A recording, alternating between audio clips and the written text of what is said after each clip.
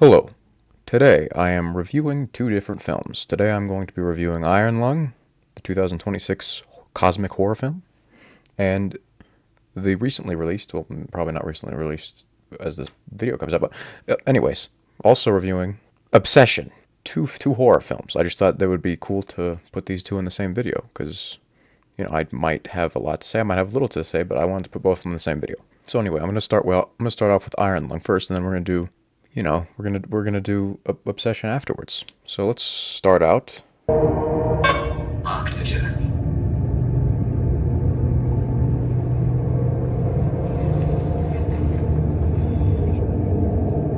with Iron Lung. As I said, I'm a gifted speaker, just like last time. This is my second review, and I'm not gonna say they're not good. It's fine. Anyways, Iron Lung is I think it's a solid film. I think it's a really good film. Solid, solid. I don't know if it's really good. It's solid, solid all around. And some parts of it are really good. Like, for example, the atmosphere in this movie is immaculate. The this film had a low budget, but they were, like, from what I've seen, they shot the whole thing practically in a built set that was really cool, and it shook around, and there's a lot of ingenuity behind it, and I really appreciate that, and it really comes across in the final product as just, it looks great. The movie looks great in this fact, like the set, like, it's the whole movie is set in the same place for the most part, or for the entire thing, it's set in the same place, and it really is a cool set. Like, I've seen the game on YouTube. I've never played it, but it's pretty close to the game that I saw. I've only seen a couple minutes of the game because I do plan to play that game in the future. But the set looks cool. It's like it's an underwater submarine. And by the way, this is going to be a spoiler review. Maybe I might not even get into spoilers. I don't know if that's even necessary in this part of the video. Anyway, if I say anything I'm going to spoil, I'm going to tell you beforehand. The practical effects were good. Like, I saw in some behind the scenes footage, the practical set that they built would actually shake around, and I don't know if, like, Markiplier was actually flying around in that thing, or if there was a stuntman, but it looks pretty dangerous a little bit, but it looked cool. And I think the sound design in this movie was insane. So good. Like, you could hear everything, like the dripping of the blood and the just other leakage. It just made the whole atmosphere just more unsettling.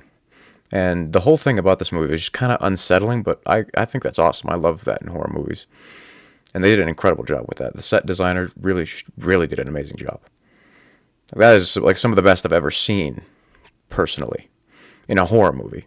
So this is the overall atmosphere, I would say, was the best part of the film.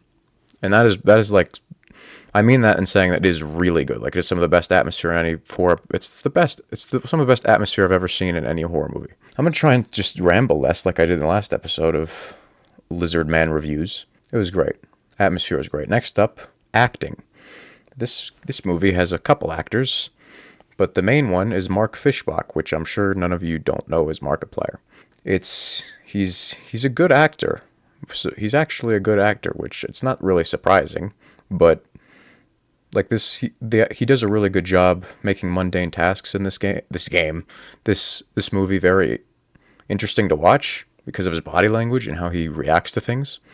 With his facial expressions, he actually does a really good job, and he just, like, he puts off just a whole feeling of dread really well here, and the whole movie rides on him because he's the only actor that you can see for the most part.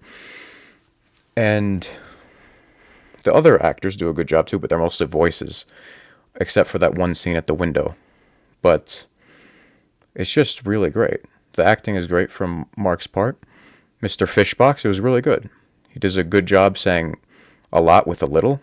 Like, sometimes there's minimal dialogue in this movie, and it's still really interesting to watch because the actor's doing a good job conveying what's happening and what the audience should be feeling about it. And it was just really awesome. It was really great acting. If the acting wasn't good, this movie would not have worked. The next thing that I'm going to go over is writing. Now, the writing, I can't really speak to. A lot of this movie is based off the game, which has very deep lore, as I've heard. And honestly, if we're just looking at this in the movie writing, because the movie, like, the writing is not the best part of the movie. I hesitate to say it's bad. It's not bad, but it's one of the weaker parts of the movie. Like there's portions where they're kind of shoving down a lot of information at a time. It's kind of hard to understand what's happening, which is why it's a good movie to watch a breakdown on. But that's not always the best that's not always the best thing to say about a movie. Is I don't know. I'm just kind of stupid, so I might just not be understanding these things, and I haven't played the game. And I'm not familiar with the lore at all. But to me, the writing was a weaker portion of the weaker part of the movie. But it wasn't really at all important to the enjoyment that I had in the movie, which is usually it's not usually the case in movies. Writing is very important to me most of the time, but I found myself not really worried about exactly because like most of this movie, sometimes there's no dialogue, and like or minimal dialogue. It's mostly just Simon just walking around the place, the submarine, and just doing things. It's basically you got to watch the movie to see what I'm talking about. I don't think I'm gonna spoil this movie because it's not really you don't really need to do that to review it. I'm probably gonna spoil things in the next movie, but that I review in this video. But I really think you should watch this movie. If I just might not have, I don't know. The writing was okay. It wasn't really the most important part of this film. Everything else was really well done, and the writing was the weakest point to me. But the directing. Listen, I'm gonna tell you the truth. I'm not a very good reviewer. I'm doing this for fun. I realize that I'm saying things and I'm not really giving examples. I'm just kind of not. I'm not there yet. And this is the early days for me reviewing things, so maybe I'll get there. But I know that you probably want examples, and what is an example of that? Like I'll try and give you an example of the writing being weak. Like in the last portion of the movie, without spoiling anything, it's just a kind of a lot is being thrown at you, like I said before, and it's a lot to take in at once, and it's pretty easy to get lost, and that's not a great thing when it comes to writing. That's not what you want when you're writing a movie. But anyways, to the next thing, directing. The directing in this movie was really good. The director of cinematography, that's not what it's called, director of photography. The cinematographer, Philip Roy, did a really good job. I think that's what his name was. I don't really remember, but he was in the credits. I remember that being his name. And I looked it up, and I'm not 100% sure if that's completely accurate. I don't know why it wouldn't be accurate, but Philip Roy did a really good job. This movie was directed by Markiplier, the same guy who did the acting, the main actor. And it was just really good directing. I'm not going to lie. Like the shots were interesting to look at, and this movie was just consistently interesting to me. Like the way that it was presented.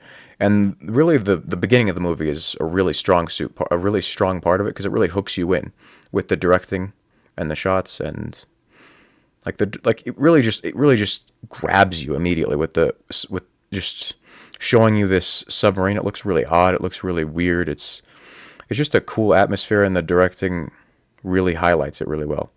The shots, the cinematography, it's all good. It's all good. It's really great. Now, that's pretty much it for Iron Lung. I'm going to get into a little bit of spoilers here because I just wanted to point out a scene that I really thought was cool. There's a part of the movie where Mark's character, Simon, he accidentally, like he presses, I don't remember, like he activates the camera, which is an X-ray camera, and it just throws radiation at the people around the submarine when he was going up for speaking to the people in person. I don't remember exactly what was happening. This is a great review, but basically the thing is he blasted them with radiation, which isn't good for your health generally. It's actually terrible. It basically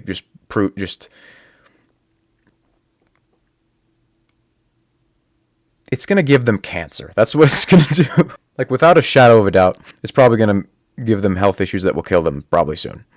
And it's really an awesome moment in the movie. It's not awesome, they're gonna die, but because there's this there's this one character who gets really blasted by it, and there's just this moment of him staring at Mark through the window, and it's so fucking, like, he looks just like how you would react if that happened to you. It's just a really unsettling moment because it's just so dystopian the way that this is being handled. And he's a convict. This isn't exactly, they didn't really tell him anything about this, and it's just an awesome moment that really sets the tone. And that person who got blasted with radiation was played by Sean McLaughlin, the guy, you know, the guy, the one. And I didn't even notice that until afterwards when I saw a clip saying that he made an appearance in the movie, and I didn't even notice. But it was a really, that one facial expression just kind of stuck with me. The one where he's staring at Simon menacingly, it just really stuck with me. But that's all for Iron Lung. I thought it was a solid film, really, really solid. And as a directorial debut for Mark Fishbach, it was really, really good. I would give this movie a 6.3 out of 10, which is a good score. It's a very good score. 6.3.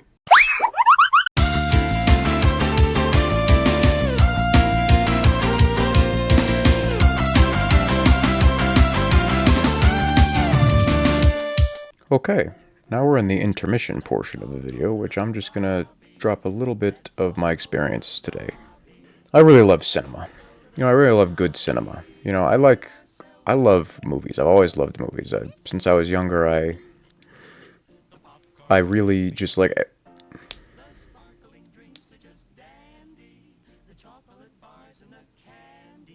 It's hard to say. It's really hard to explain how I feel about movies, because I haven't really spoken about them. This is not really a thing that have been a part of my channel at all. It's all games, and games are definitely very important to me. But movies are almost equally as important to me. And good cinema, which has become really important to me in recent years. It's just, there's nothing. When I was younger, my favorite place on earth was the movie theater. It still is. I love going to the movie theater on my own, really, and just sitting in the theater. I don't even need to eat anything or have anyone with me. It's like a magical place. I really loved it when I was younger, and it's still my favorite thing to do. One of my favorite places, like my favorite thing to do when I'm not at home playing games and making videos, I would say, like, my favorite thing to do outside of my house is easily going to the theater. It's the best. And walking out of a movie theater after you saw an incredible movie is one of the best feelings ever. And usually it changes your life a little bit. For me personally, it changes your life. Like, it's really just, it makes the day incredible when you walk out of a movie. Like this today, I walked out of Obsession, and it was a fucked up movie, but I have a fucked up brain, and I just knew what I saw was great. And it like rewires your brain a little bit when you see things that good. And it was like that scene in Superman 2025 when, like, Clark is on the bed and he's just smiling his ass off. That's how I was walking out of the theater, and that's how it is every time I walk out of the theater when I see a really good movie. And I'm very excited to review movies on this channel. When I was a teenager, I'm still a teenager. When I was a younger teenager, I would review every movie and every game, but movies in particular, I'd be really critical of, and I really like doing that, and I've always wanted to do that on YouTube. But for a point, I thought it was going to be what I actually like. Maybe I was going to have a separate channel for that, but might as well just put everything on here. I just love watching good movies in cinemas, and I really would implore all of you to do the same. If you hear a movie's really good in the theaters and you can see it, 'cause I remember last year, 2025, I just would be so tempted to watch, because it's expensive to go to the movies, and I don't just do it for every second I can. Sometimes I do. Sometimes I get away from it. And I watched Sinners in theaters, one of the last showings, and it would have never been in theaters again, most likely. Maybe it will in the future, but and it was a great cinema experience, and it was one of the best cinema experiences of my life, and I almost didn't get that. Theaters are really the best place to experience movies, really. And it's one of my favorite places in the world. Everything about them. And I love movies, funnily enough. It's almost like the two things are related. But anyways, that's the intermission. I thought I'd just speak a little bit about nothing. And just put it in the video. Why not? So next up, end of intermission. So that was all the throwaway stuff. You can just get up, use the restroom if you need to in that portion. I probably should have said that at the beginning. That's the whole point of an intermission. Anyways, you usually pause the video. This isn't a movie theater. We're just going to move on.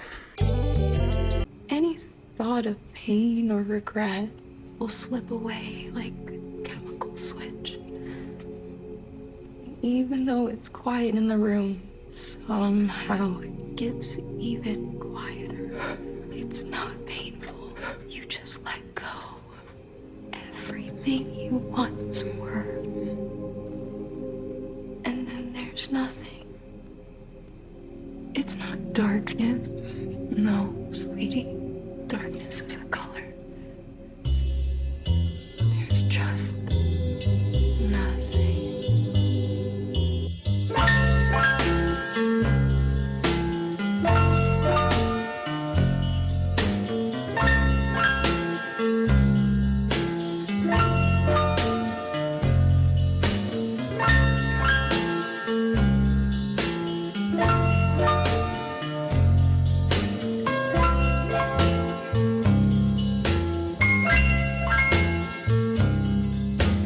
Hold me,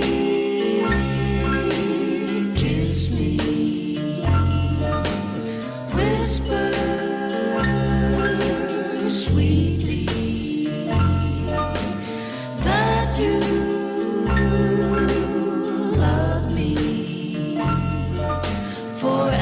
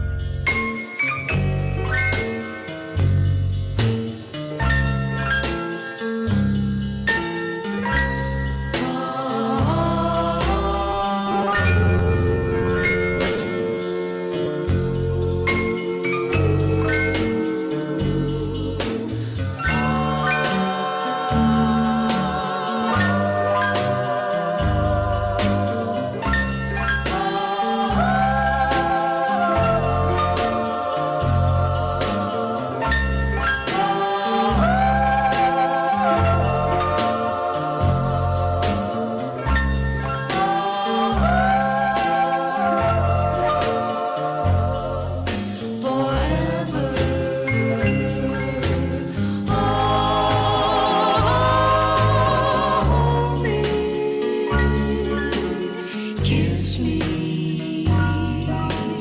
whisper sweetly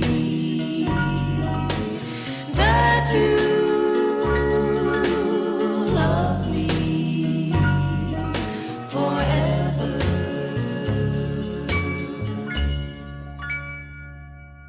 So the second movie that I am reviewing today, like I said, is Obsession, the 2025 movie festival extravaganza that got a 2026 release in theaters, and I just saw it. Honestly, let's just get straight into it. The first off, we're going to cover the acting, and the acting is, I would say there's a lot of good parts of this movie, but the acting is the best part. Indy Navarrete was the main actress in this movie, the leading character. This is a top 3 horror movie performance for me. I think it's the second best of all time. This is the top 3 from now on. This is the objective top 3. I'm not hearing anything else. There's Anthony Hopkins in Silence of the Lambs, obviously.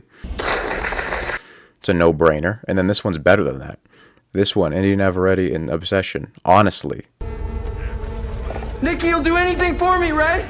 I really do believe that. This was so good. I'm going to go into it more in a second. But the first place is still Jack Nicholson in The Shining.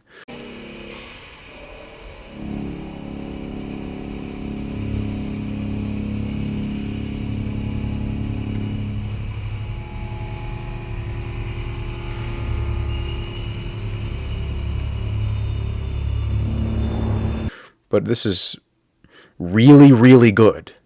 This is so good. Hang on.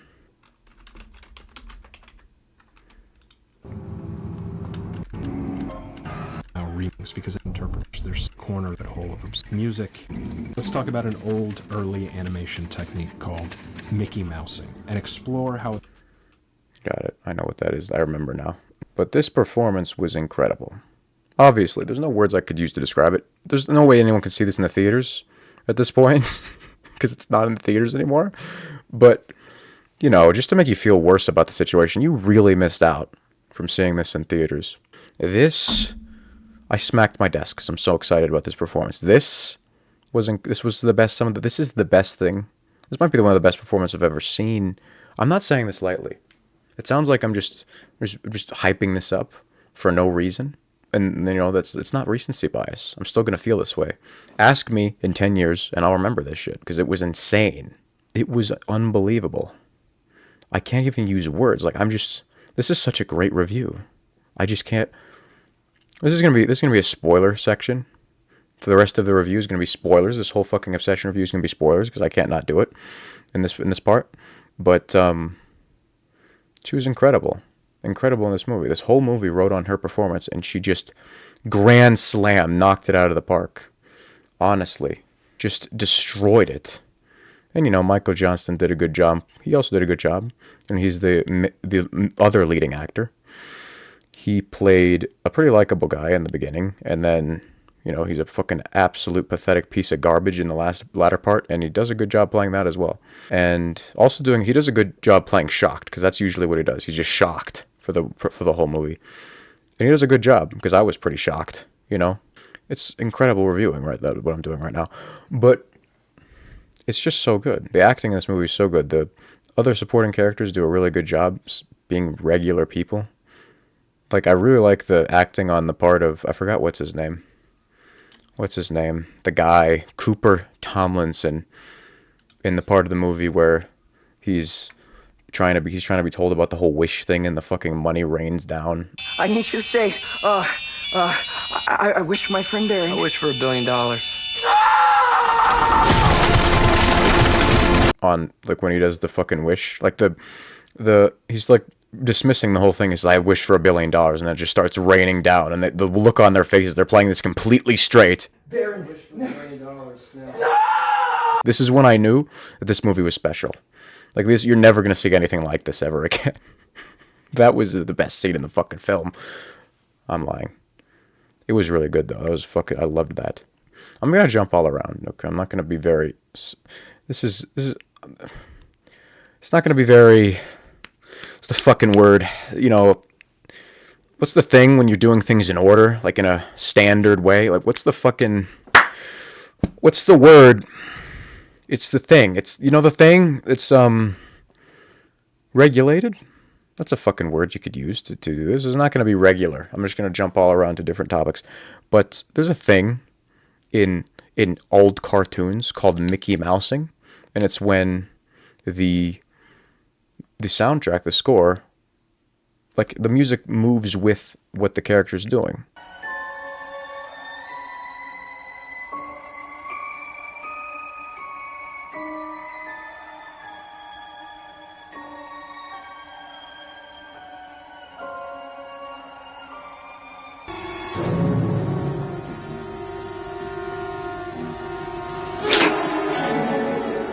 Dad?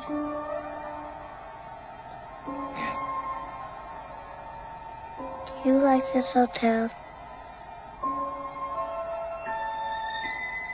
Yeah. I do. I love it. Don't you? I guess so. Good. I want you to like it here. I wish we could stay here forever, and ever, ever. Dad? What? You would never hurt Mom or me, would you? And this is the best scene. This is the best scene in the movie. Is right after the willow wishy-washy bullshit that happened. I forgot what it's called. But right after that happens, and she walks back up to the car, and the way that whole car scene, I've never had more chills in my life than this movie. I'm not even joking. I'm not a very easily person to spook. This was spooky at times. It was spook central, this movie. She was unhinged in a way I've never seen. I fucking respect it. Nikki, are you okay? Are you okay? Am I okay because of the cat? Yeah. Yeah, I'm fine. Why don't you come inside and we can have some drinks and talk about your cat? Yeah. I'm sorry. Yeah. Nikki, I'm confused. I think you're drunk. No, I'm not. Wait, what the fuck? Kiki, what the fuck? Are you okay? I'm acting so weird. This is so weird. What the fuck? No. Why No, are you... no. It's just like, and the soundtrack, the soundtrack, the way it worked in this scene was masterful. I just can't say anything else. You have to see it to know what I'm saying. And in theaters, it was insane. It was insane to see that. And the music was blaring. And it wasn't blaring. I don't know what I'm talking about. Listen. It's just, listen. It was insane. Like, watching that. Like, I heard good things about this film beforehand. You know, I was going skeptical. But I went to see this film. This film, it's ridiculous, bro. Just let me think for a second. This is where my brain just stops working. It just stops. Sometimes I'm on a roll and I can say things, but then I just can't do it anymore. That scene, and the Mickey Mousing thing, that really makes it. You have to look up what Mickey Mousing is, because I can't explain it.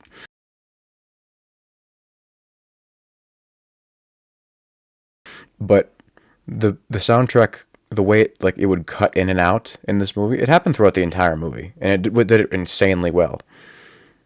But this was the scene where I really noticed it, and this was really the cold open for the movie. The whole movie before this was really doing a really good job of making these characters like feel like real people, and it just felt like a romance movie. Which, to be honest with you, I fucking love some romance movies. Like, just unironically, of course I do. They're amazing, some of them.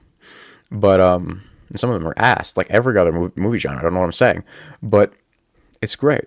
It was great, and Nikki, her character, she was really charming, and she just seemed like a really good person, a good friend. You could understand why this guy didn't want to lose her as a friend and risk asking her out or anything like that. You could really understand. And what's his name? Michael Johnston. I almost called him John Johnston. Could you imagine? But he did a really good job playing the likable character in the beginning. His cat died right off the bat, you know?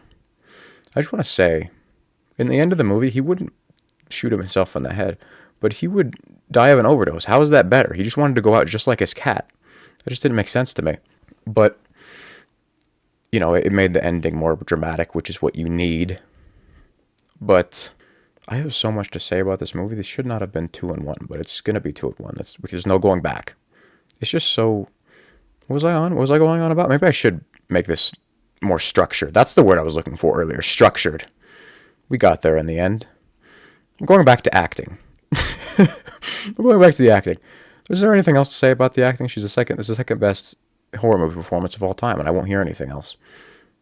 I won't. I just won't. And I thought for a second it was the best, and then I remembered The Shining, and that's my favorite movie of all time, to be honest with you. And it's just...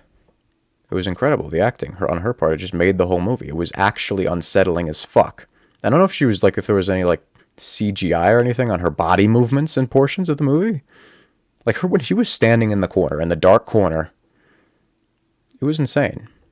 I'm on the latter half of this is not gonna fuck the structure. It's just going right out the window immediately. But this is like the 5th weekend this movie has been in theaters. My fucking theater was full. I've read online that this movie's making more money every single week because of the good word of mouth, which is awesome. That's why I went and saw it in the first place. But back on topic, it was just that scene where she's in the corner and her acting is insane. I can't say anything else. This is not a good review. We need to be upfront and honest about this. I can't give you examples. You're just gonna have to watch the movie. This is why this is a good review. Because other reviews, you might just watch the review instead of watching the movie. You have to watch the movie to know what I'm talking about. You need to. Because I can't explain it. I can't tell you. I don't know how to do that. I barely have a grasp on the English language enough to make fucking stupid commentary videos on video games. Much less reviews. Are you kidding me? But she was in the corner, and the lighting in that shot, the shot was really good. And when she moved around with the plant in front of her face... That shit fucking is insane. That was ridiculous. Like, what is that? That is not supposed to be spooky. It was spooky. The way she moved, it's just the whole thing. I've never been more spooked. Like, I had just chills throughout my entire body. And I don't even know why. I'm not usually scared of horror movies. And I wasn't scared per se. It was just really unsettling. I don't know if I've mentioned this, but this movie was directed by Curry Barker, I believe his name was. That is a YouTuber. This is 2 YouTube fucking horror movies in the same fucking video. Fucking, these 2 movies are good. This one's really good. So, that's awesome. Represents. It's awesome. It's really cool. It's really great. But, and this guy was a sketch comedy artist. This guy was a sketch comedy guy. He did sketch comedy videos on YouTube. And so he was a comedy person. And this movie is the only horror movie I have ever seen that is most simultaneously funny and scary. Do you like me? What? Because if you do, now's the time to tell me.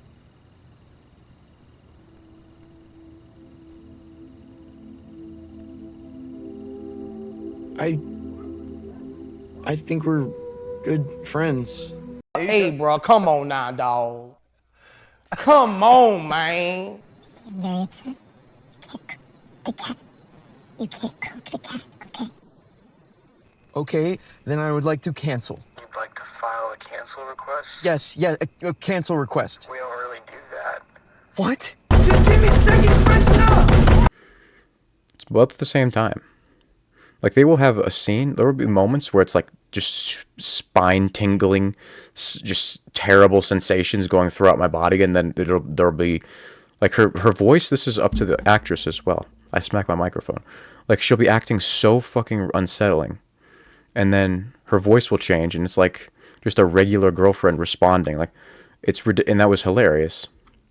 And, like, you have to see what I'm talking about. I can't explain it. I'm trying my best. I'm trying. So I'll try harder, though. I'll try harder. So she's like, you see, the thing is, I just saw this movie and I can't remember shit about it at this point. Why is that? I have no clue. But you have to, like, this movie is funny. There's portions of it that are very funny. Like the one that everyone talks about is the one where he's in the car talking to the guy. And that just goes to show also how unsettling this movie was.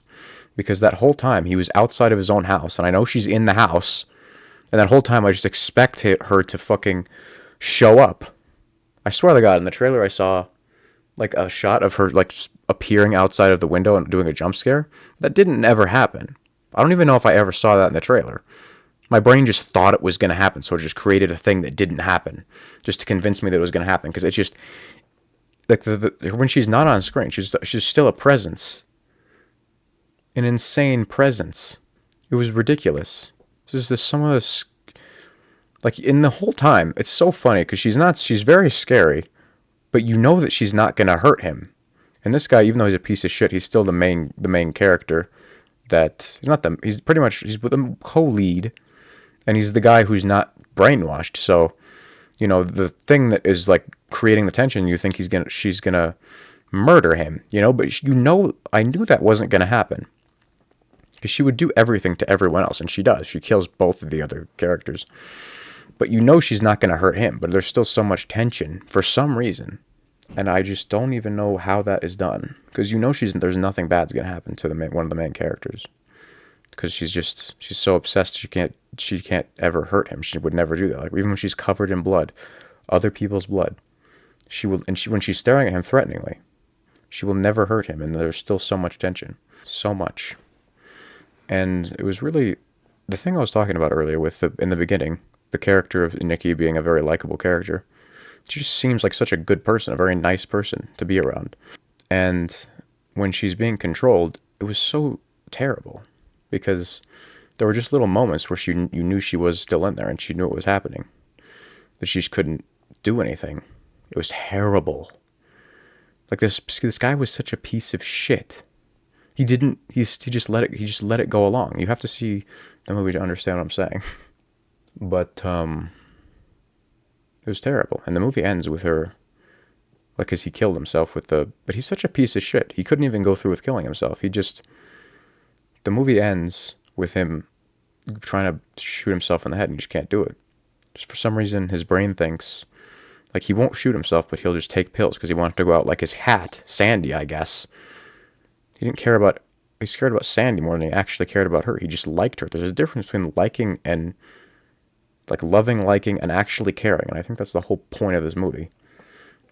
He didn't give a fuck about her, and she didn't give a fuck about him. I really liked in the end how when she got off of the spell, like, because right before, like, he's dying in her arms because of overdosing, like, she's, like, acting so, like, terribly unhappy about the situation, like, as you would if someone you actually loved was dying. But then, like, she's gonna blow her brains out, like some Romeo and Juliet type shit. And then, like, the spell wears off, and she just fucking just throws his body off of her. She doesn't give a shit. It was really funny. I just liked that. It was really funny to me. And what am I talking about? This fucking recording is going to be so long. Whatever. It's fine. Is there anything I haven't talked about? Like, the thing about my reviews is they're not going to be structured like I said, or I'm going to try to structure them and then fucking not do it 2 seconds later. I haven't talked about the directing. The directing was really pretty good. You know? The guy who directed the movie and wrote the movie, I don't know. I think he definitely directed the movie. It was the Curry Barker guy, and he did a good job. A very good job. I really liked the ending shot. That was just classic horror movie ending. Beautiful. A wonderful work.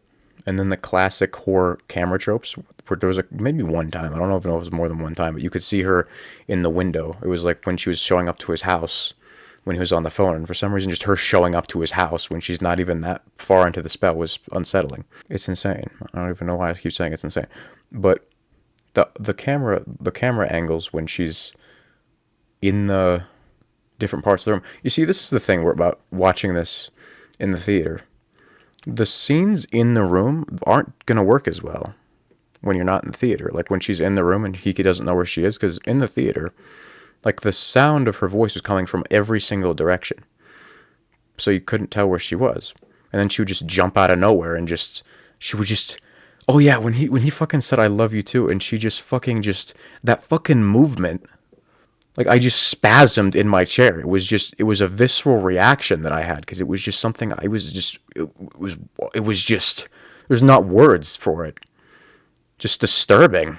And, like, it was when she got what she wanted, and she was still just spazzing. Like, she spazzed with the best of them. Like, honestly. This was a great movie.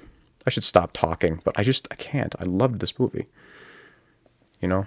I gave my first review on this channel was a video game review, and I gave Undertale a very high score. I might never give a score. They're not incredible speaking. I'm gifted. There might never be another score that high ever, because this score is not even, you're gonna see, I'm really praising this movie, and can I think of any flaws? Yes. No. Can I? Maybe the score is higher than I think it is. Can I think of flaws? This is the part of it where I have to think of flaws. I don't know.